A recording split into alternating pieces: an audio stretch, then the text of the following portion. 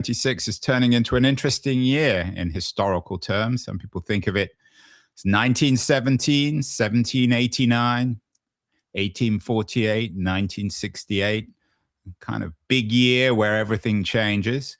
And that's the theme of Keith Tear's That Was the Week newsletter this week. He asked what time it is, specifically in terms of AI, and he notes that the AI economy has multiple clocks, just like history, Keith, in a way. Is that fair?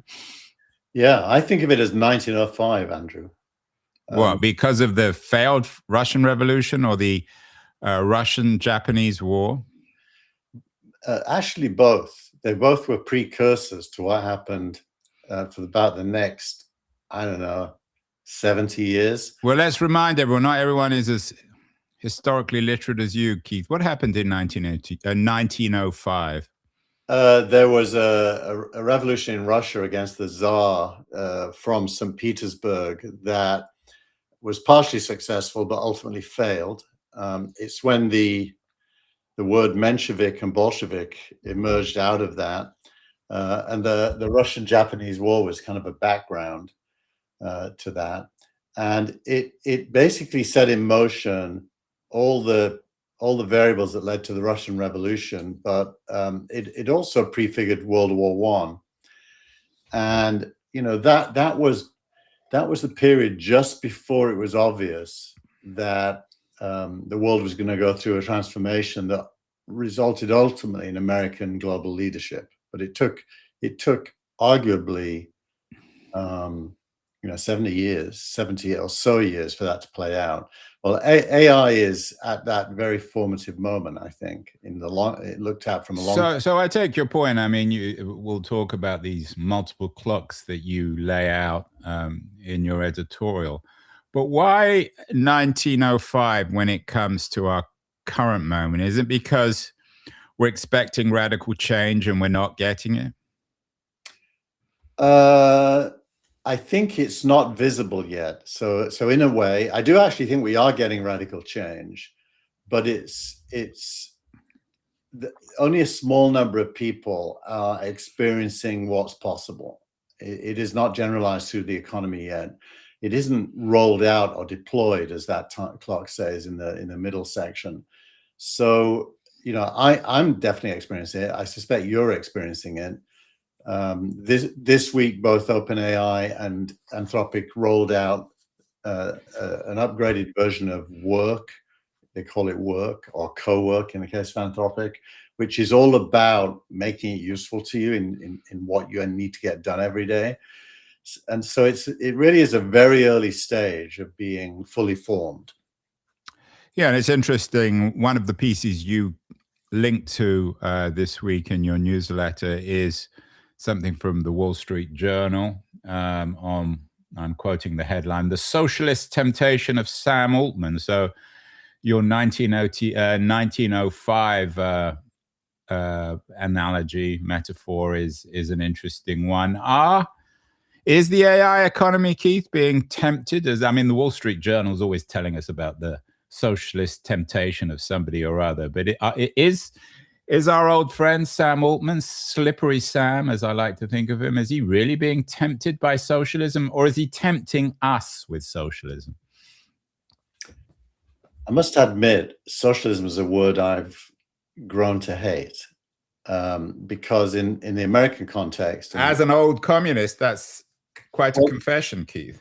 Well, I even hated it then. That's why I was a communist, not a socialist. But socialism really, in American context, and European listeners will maybe not appreciate this, simply means the capitalist state. It means that the state does more. And so this word socialist has lost all historical meaning and has become Americanized. And what Sam Altman is doing is suggesting that the state should own 5% of OpenAI. That's what's called the socialist temptation. Of course, it's not socialist at all. It's entirely capitalist. Well, it's what Bernie Sanders and the left of the Democratic Party would describe themselves as democratic socialists. They do. So you can have your. I mean, some people would say you can't have your cake and eat it, but they say you can. Yeah. Look, clearly, these words of you're historically literate, Andrew. You must appreciate, as I do, that these words have a completely new meaning and have been ripped out of their original context. So, democratic socialist simply means a capitalist politician that wants more state intervention in the economy. And that, of course, isn't socialist. Socialism was historically understood to be, and I quote, the first phase of communism. Well, that's according to the communists. But anyway, I mean, we don't want to get. There was a debate for 50 years on the left about whether you could have socialism in a capitalist context or not. But this is a show. It was supposed to be a show, Keith, and I blame myself for this, for going down this road on tech rather than politics. So sorry, go on. But just to come back to your question and make it more relevant, my answer more relevant. Look, the state gets more and more involved in life over time, generally speaking, because society's complex needs get bigger and bigger and bigger, and private enterprise simply proves unwilling or unable, especially in infrastructure, to pay for things where there's no clear profit. And what that leads to is the state just rationally taking over more and more things. Even the American state does that. And I do think that is endemic to capitalism. But what Altman's talking about is something a little bit different. And if you go beyond Altman to other people weighing in, it's very different. They're really talking about bypassing the state by having a sovereign wealth fund that holds equity in very successful companies, not companies nobody wants to fund, but actually companies everybody wants to fund. So it's very different. It's not. So it's not. So I mean, to come back to this piece by the Journal, it's not really socialism, or it's a new kind of socialism. I mean, it depends how you define the word, but it's a new role for the state in terms of capitalism. Not even the state, unless you call a sovereign wealth fund the state. I guess in some small way it is still the state, but a sovereign wealth fund typically acts independently and makes its own decisions separate from the government, based on pure economic self-interest, if you will. And so what it really is a kind of end game in capitalism, where private ownership of companies has reached the point of producing so much wealth that it's possible to imagine everybody benefiting from it. That's really never been the case in it's the opposite of British Leyland. Remember that old British nationalized car company that every time anything in the UK after the war got nationalized, it became incredibly inefficient and worthless. Yeah, it's the reverse of that. Yeah, nationalization historically has been either saving something that's dying and usually failing to do that, or taking over something that is considered monopolistic. But in America, that didn't really happen. It more split things up to make it more competitive. Yeah, you had the whole antitrust stuff. Let's get into your multiple clocks, because it's an intriguing idea. You say the AI economy has multiple clocks, and you break it up into short, medium, and long term. So tell us what these clocks, what's saying on all these different clocks. Of course, in your visual of your editorial this week, the clock is at 10:09, but those 10:09s are very different kinds of times. Yeah. So what I'm trying to do here is make logical sense out of a huge flood of AI related news and stories and developments. And I decided that just for my own thinking, I wanted to divide it firstly into micro issues and macro issues, big picture, small picture, or strategic and tactical, if you will. And then to put each of those on a short, medium, and long-term timeline. Once you do that, you can put pretty much every story in one of these rectangles. So at the micro level is what we all get obsessed with. So this week, OpenAI and Anthropic deployed new versions of both their models and their desktop applications. And the box says deployment friction.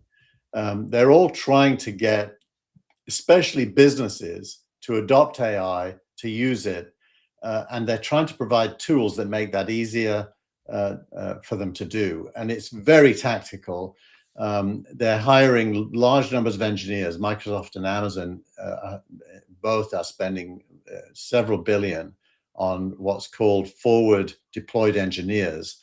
And those forward deployed engineers are all about getting stuff adopted or deployed. That's the obsession of the moment in that bottom left-hand Yeah, corner. and one of the pieces of news that might have been a bit late for the newsletter is that Apple is suing AI for stealing its ideas, or at least supposedly stealing its ideas. So there's a legal component to your micro workflows, people experience. Yeah, and that's very short-term, meaning that's probably the obsession for the next 1 to 3 years. In the medium term there on the micro, we've got work adapts, which is always takes longer because established practices have to be replaced or evolve towards new practices. But it's really about the human as the driver of AI, as opposed to AI being imposed on humans. And it's really about the acceptance of a tool broadly in the economy. We hope, of course. I mean, there is another narrative of that. Right. And then the long-term micro is really all about how it affects our non-work life. Yeah, this is your civilization. This is where I think you and I probably disagree. And I'm quoting you, the fourth clock is long-term civilization. I'm always a bit wary of that C word. And I'm quoting you, Navin Narayan, will come to his piece later, calls AI a normal technology. I like that phrase, and this is you. I like that phrase because it deflates hysteria without deflating importance. Electricity was a normal technology. The internet was a normal technology. Normal technologies do not change the world by magic. They enter institutions, change workflows, change new jobs, destroy old ones, and take longer than their loudest advocates expect. I agree with that. But what's the civilizational element? Well, that goes back to the Altman piece. The civilization element is what kind of life can we afford for people? And what kind of life experience can they expect to have? And we're nowhere near answering that. If you look at the piece this week about the education piece about Brown, where the professor is aghast at the fact that the students are using AI. Yeah, I missed that piece. But anyway, go on. Tell me about the piece. Who's it by? I can't remember who wrote it, to be honest. We'll have to look and say the name, but it was in the higher education publication. And what happened is he gave them a take-home test, and they all got 90+%. And he accused them of using AI collectively, and he forced them to take a similar test. I did see that, yeah. And then none of them did very well. The average was in the 40s, and he called it cheating.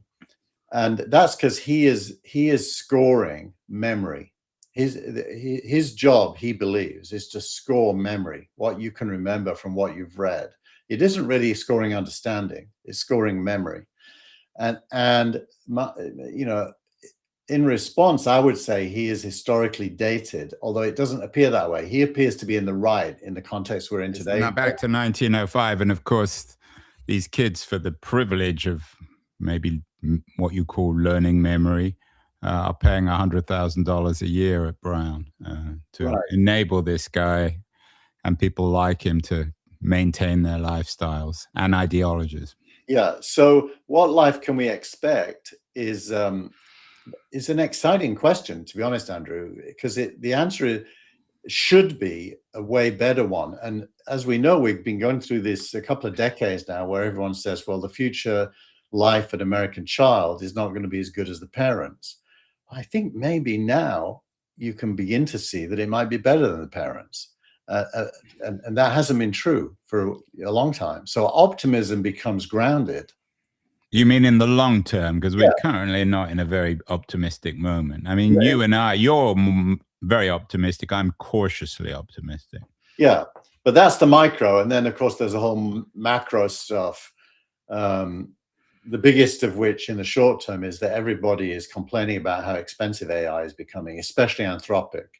So Anthropic, everyone's turned against Anthropic, which is weird. Well, you were already against them, so they're all following you, Keith. I'm not against Anthropic. I mean, it's a week-to-week thing. Yeah, well, it is week to week, but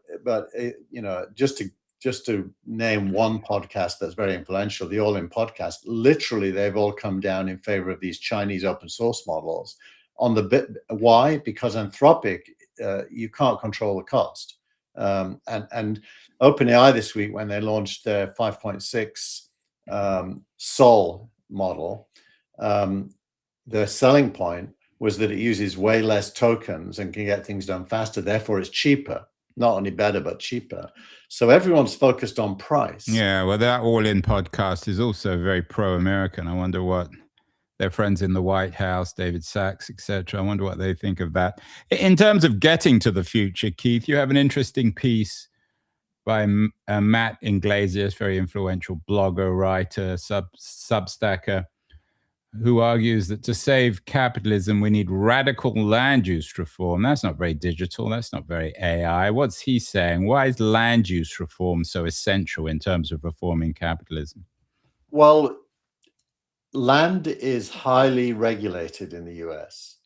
Very regulated. And it's mostly privately owned. And so if collectively we want to do something with land, it's almost impossible through the regulations to get the right to do it, even if you're the government. Unlike, say, China, where they can just right. And that was the whole point of the Abundance book, is that to build a proper high-speed train in California, it's almost impossible. It costs billions of dollars to build a few hundred yards, whereas in China, for the same amount of money, they've electrified the entire country because of land use. So that's the problem. You and I'm always a bit wary of this abundance thing, and I'm your definition of abundance, not the Klein Thompson one, because I don't think they're quite as optimistic as you. I've always used the example of land, and you've always poo-pooed that, saying, well, there's enough land, but there isn't enough land. And that's why, in political terms, for example, the immigration issue has become so sensitive and people are obsessed with keeping people out of their countries. It explains the rise of nationalism. I just disagree with you on the abundance of land. I mean, you're going to say, well, there's enough land if you share it around, and if you go around America, there's a lot of empty spaces, but no one wants to be in those empty spaces. Well, I'll give you an example that I think you'll identify with, Andrew, which is London. London is one of the world's biggest cities. It's certainly quite crowded. What's happened over the last 30 years in London has changed the meaning of the word London to include areas, some of them as far away as 30 to 40 miles away from London. And what did they do? The first thing they did is they created a zone where cars couldn't come in without paying huge amounts of money. So they reduced the traffic. They built the Elizabeth line, which runs east to west in London, all the way to Reading, which is another city altogether on the east side, and all the way, almost all the way to Essex on the other side. Well, into Essex on the other side, part of Stratford. So okay. They built north-south railways. They've built fantastic inner London railways, and the bus system is magnificent once you get there, as is the underground. That infrastructure has turned the land in London into something like 50 times more land than used to be defined as London. Yeah, but that's all very well. Maybe that's true, but it hasn't brought down real estate prices. London, in fact, most people complain increasingly about London, that there aren't any Londoners left. If you go to central London, the place you talk about where there are no cars, you're not allowed to drive, you barely hear English. I mean, I don't agree with that, and I certainly don't like the politics behind that, but it doesn't create an abundance. I mean, your whole argument, your whole ideology of abundance is price is somehow brought down to zero. And if anything, London now is more expensive than it's ever been. Actually, that with or without the Elizabethan, with or without the Elizabeth line and car-free inner zone. look, I don't know what you mean by expensive. I mean, well, it's certainly not free to buy a place in London or rent a place in London, whether you're in Reading or in Kensington. Yeah, but the idea that because something isn't free is ridiculous. I mean, free is an end game. It's not meant to be a short-term objective, hence the need for this timeline. Free is a tendency.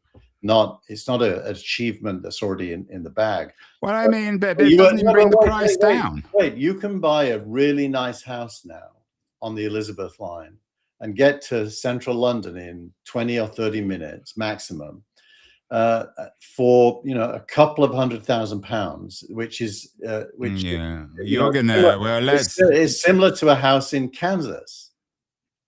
Yeah, I mean, we don't have the data in front of us, but I would strongly disagree with that. You're saying that you can buy a house, a 4-bedroom house on the Elizabethan line for £200,000.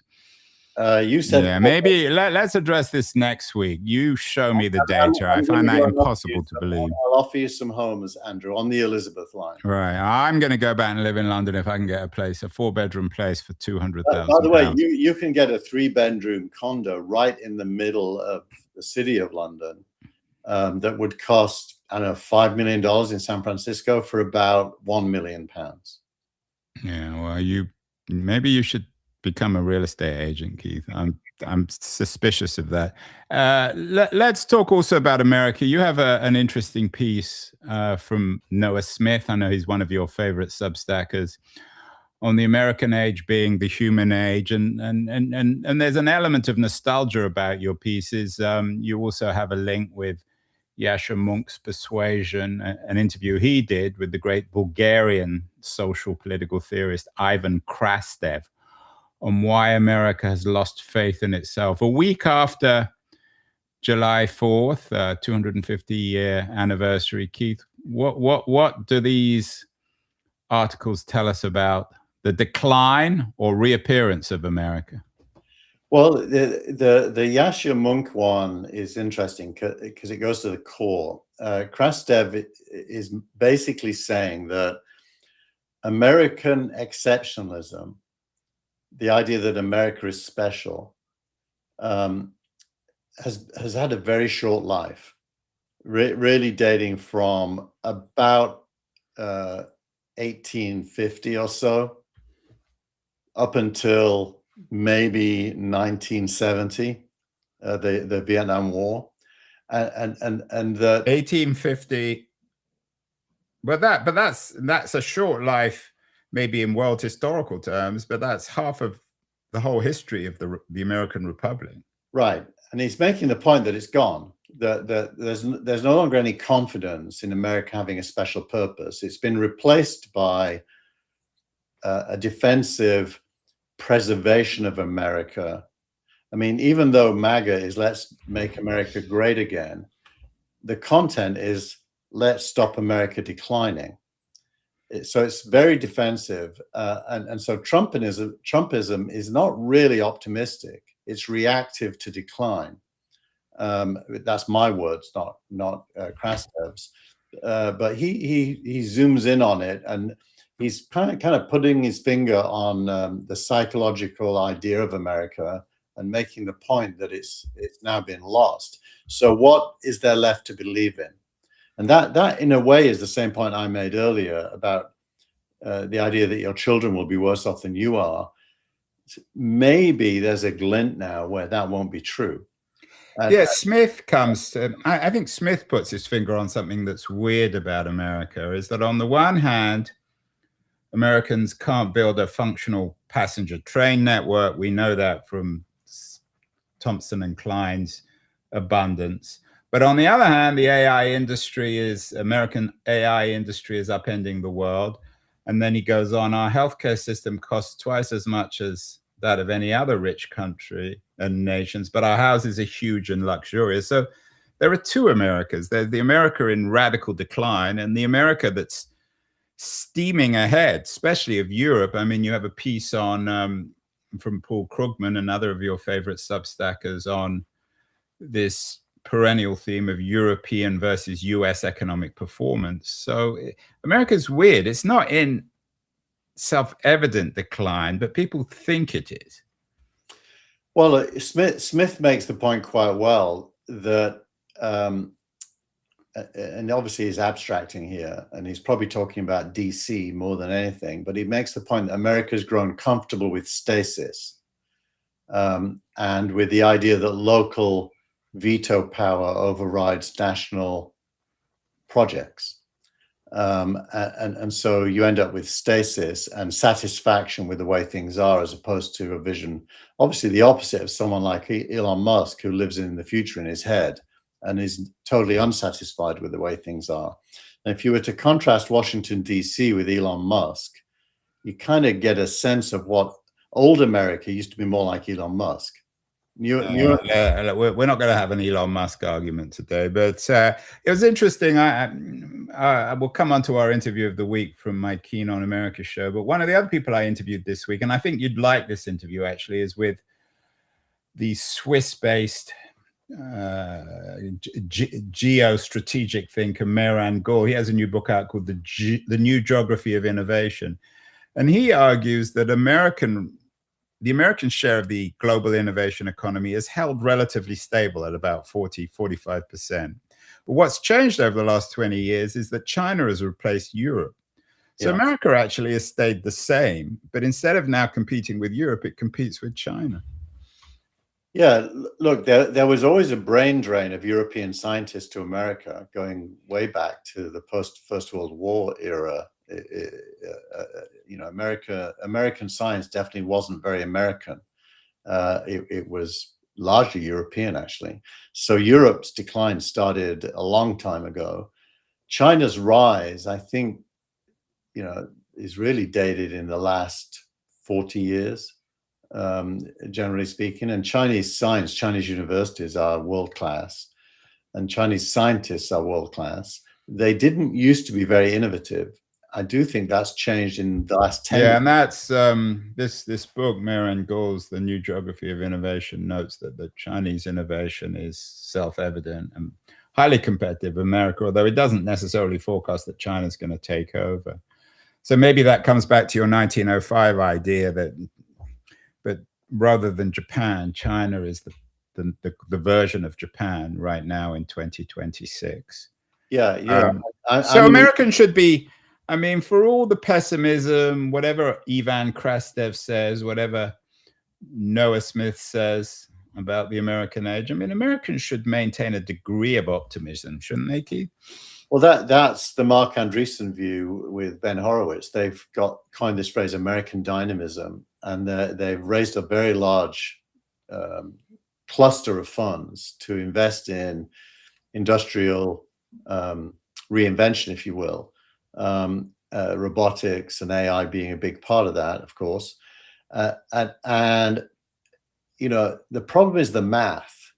The American GDP versus Chinese GDP, there's only really one direction. The Chinese curve is up. The American curve is also up. But well, we got the American GDP on screen now, and it seems to be going up. I mean, maybe not radically. Well, if you put the Chinese and the American together, you can see the difference, because the shape of the curves are completely in China's favor. And China's now really America's equal by living standard measures of GDP, not by absolute. So it's clearly the case that American growth is slowing, which doesn't mean America isn't still growing. It's just the rate. Well, maybe that explains Sam Altman's socialist temptation. Another interesting piece you linked to this week is by another old friend of the show, one of the more influential figures in Silicon Valley in terms of his thinking, John Battelle, one of the co-inventors of Web 2.0. He asked whether we've lost the plot. And he talks about whether our lives have become, quote unquote, dematerialized. What is Battelle arguing this week?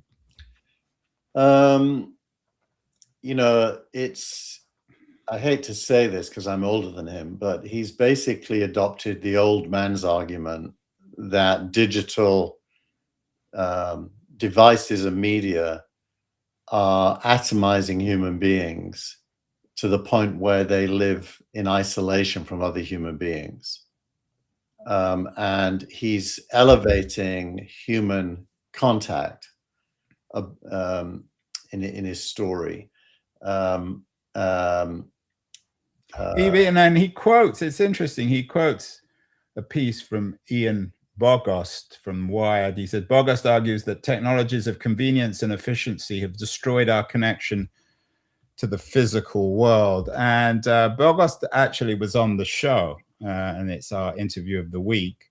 He has a new book out. He's a great interview person. I mean, he's a wonderful person to interview. He has a new book out called The Small Stuff. And I'm not sure that John Patel has quite understood what Bogost is saying, because he's not denying the value of digital.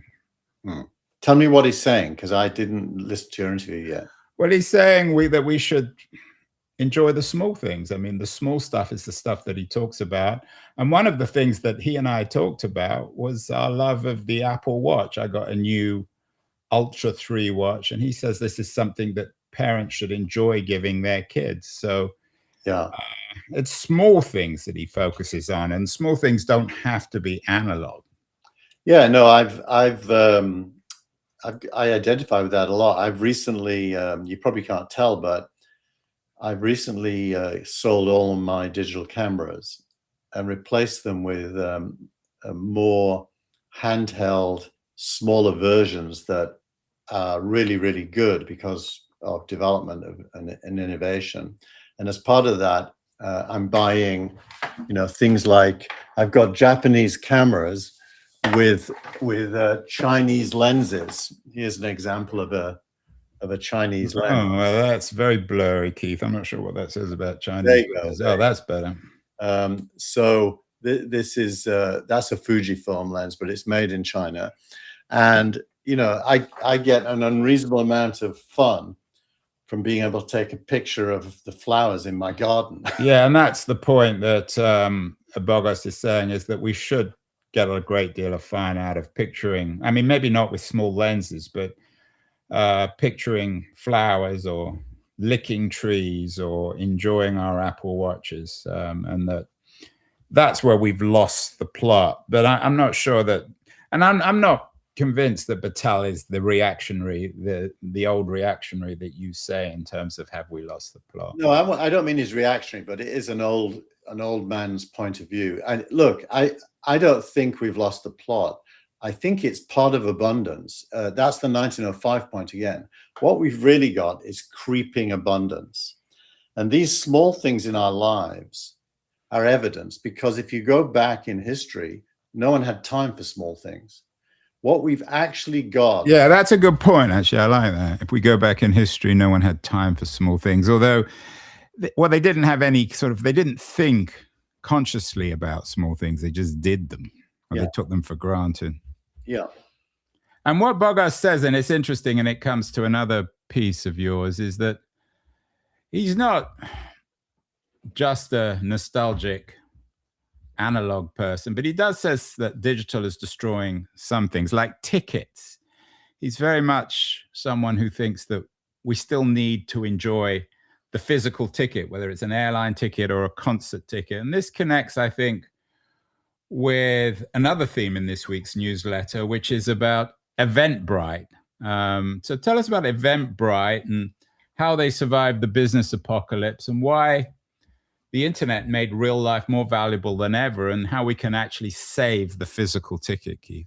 Yeah, well, Eventbrite's a really good example of how the internet enhanced human connection.